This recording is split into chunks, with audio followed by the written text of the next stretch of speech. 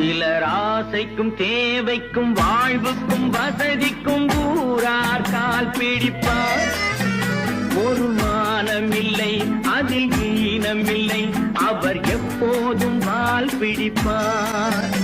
எதிர்காலம் வரும் என் கடமை வரும், இந்த கூட்டத்தின் ஆட்டத்தை ஒழிப்பேன். பொது நீதியிலே புது பாதையிலே வரும் நல்லோர் முகத்திலே விழிப்பேன்.